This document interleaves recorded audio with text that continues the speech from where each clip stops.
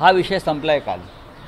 झाला तो विषय. किती वेळा बोला त्याच्यावर? तू झालं ना त्याच्यावर. प्रत्येकाने त्याच्यावरही काल माझं बोलून झालेलं आहे पुण्यात. नवीन काय विषय असेल तर मला सांगायचं.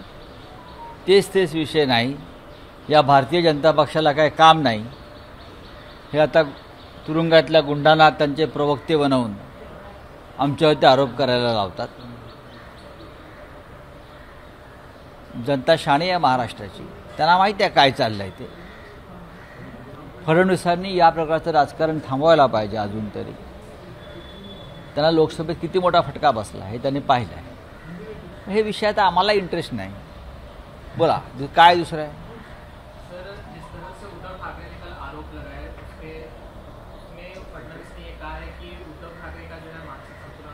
छोड़ दीजिए, किसका मानसिक संतुलन खराब है सबको मालूम है.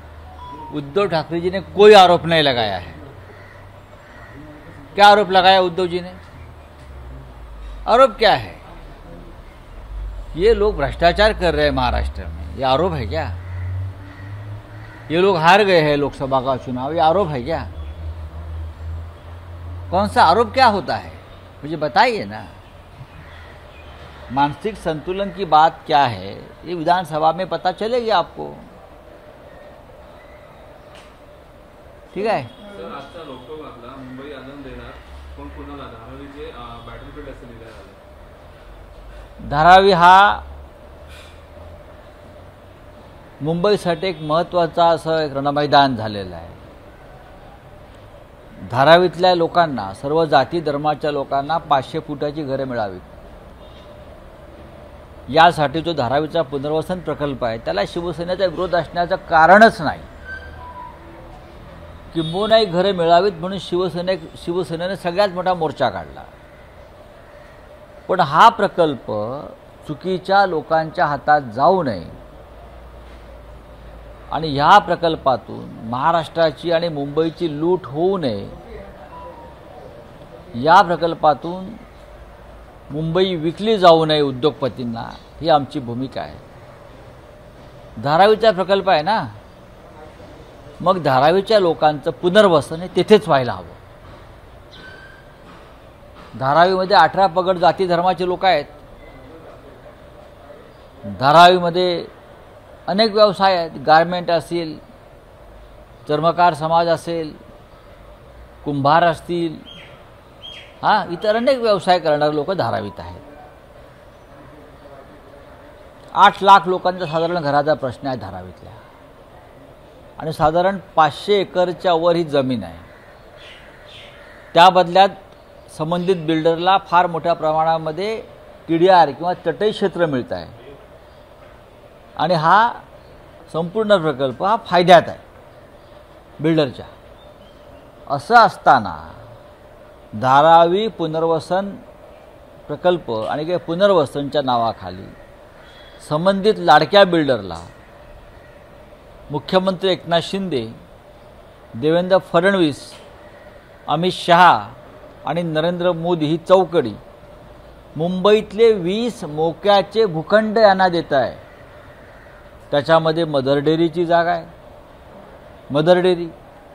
त्याच्यामध्ये आमचा मुलुंडचा टोल नाका डम्पिंग ग्राउंड, दहिसर टोल नाका डम्पिंग ग्राउंड, वडाळ्याची मिठागृह. या जमिनी ज्या राखीव आहेत मुंबईत, या जर तुम्ही धारावीच्या नावाखाली कोणाच्या घशात घालणार असाल तर हा धारावी पुनर्वसन प्रकल्प नसून ही लुटमार योजना आहे. धारावीच्या लोकांना सगळ्यात आधी तिथे घरं बांधून द्या, नंतर व्यवहाराचं बोला. आधी धारावीच्या लोकांना 8 लाख धारावीच्या लोकांना पात्र अपात्र हा विषय याचं फार नौटंकी न करता जे तिथे राहत आहेत, जे पात्र आहेत, जे अपात्र आहेत मग तिथे राहत आहेत त्याच्यावर बसा, चर्चा करा. 500 एकरचा भूखंड, 590 एकरचा कमी आहे का मुंबईत?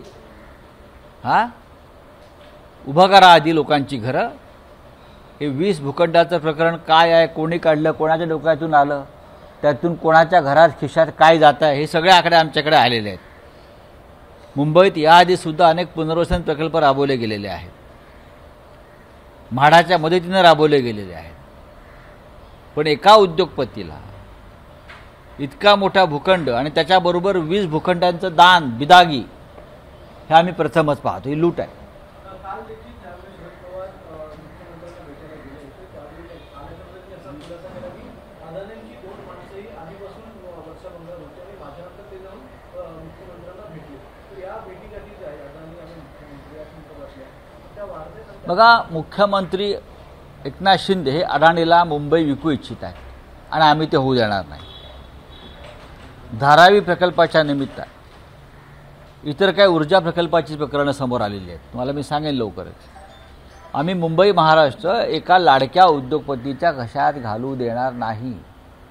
त्यांच्या मागे किती मोठी शक्ती असू द्या, मग आम्ही लढू.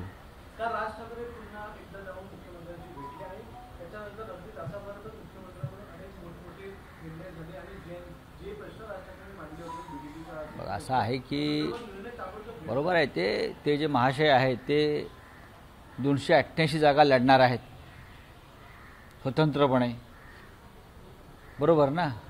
त्याच्यामुळे हे देवाणघेवाण चालूच राहते ना. स्वतंत्र लढणार ना, मग त्या बदल्यात मुख्यमंत्र्यांनी काहीतरी द्यायला पाहिजे सरकारनं.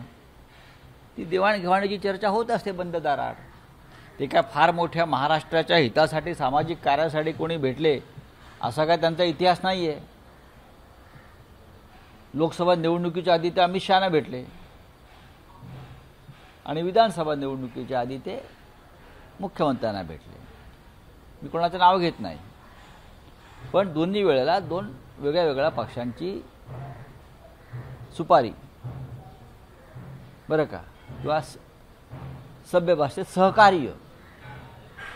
सहकार हे दिसतंय होताना.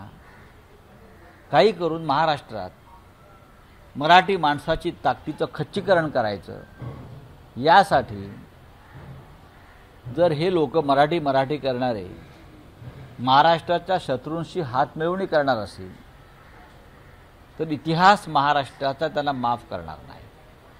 वक्फबोर्डाच्या कायद्यामध्ये सुधारणा आणणारं विधेयक आणणार आहे केंद्र सरकार. आपण देखील संसदेत आहात.